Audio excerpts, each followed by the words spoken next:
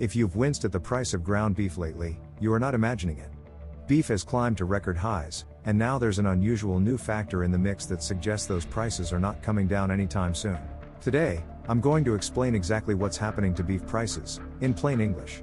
We'll cover why beef was already so expensive, the strange new threat that's making it worse, and, most importantly, whether your dinner is actually safe, and how to keep all of this from wrecking your grocery budget. Let's dig in.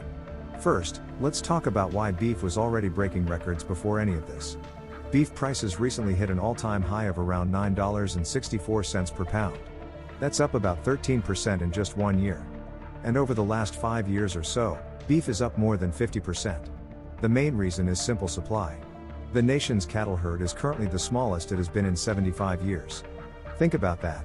Not the smallest in a few years, the smallest in 3/4 of a century.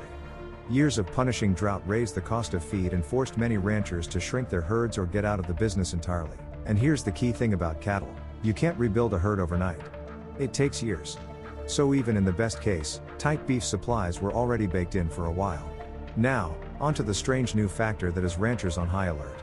A parasite called the New World screwworm has been confirmed in United States cattle for the first time in decades.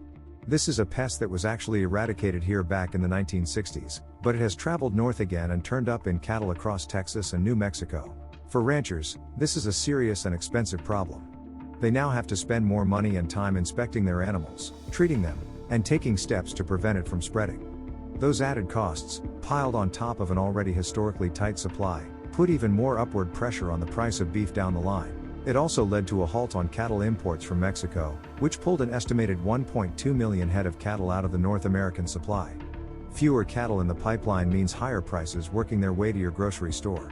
Now, here is the part I really want to be clear about, because scary sounding news travels faster than the facts. This is not a food safety problem. Let me say that again. Animals infected with this parasite do not pass inspection, and they never make it into your grocery store. The beef in your supermarket is safe. This is a story about supply and price. It is not a reason to be afraid of what's on your plate. And it's also not shaping up to be a sudden shock. You probably remember what happened with egg prices during the bird flu outbreak, that overnight spike where prices doubled seemingly out of nowhere. Experts are clear that this is a very different situation. The screwworm is treatable.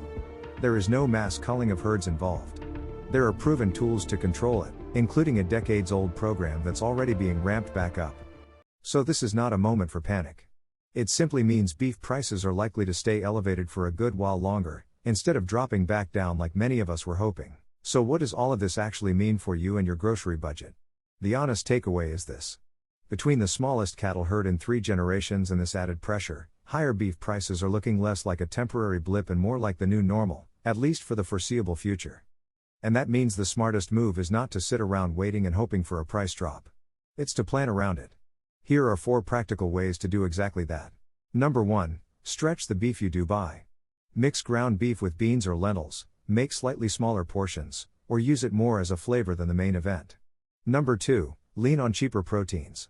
Chicken, eggs, and beans have stayed far more affordable per pound, and they can carry a lot of your meals. Number 3, shop smart on the beef itself.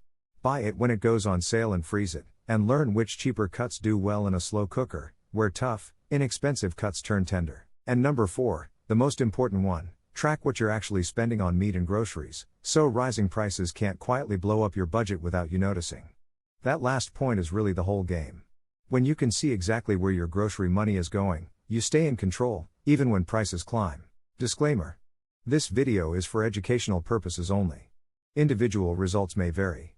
Please consult a financial professional for advice specific to your situation. If you want a simple way to take control of your food spending and keep rising prices from catching you off guard, check out the Grocery Budget Planner. It's linked in the description below, and it's just $3.99. And if this helped, subscribe. I break down one kitchen table money issue like this every single day.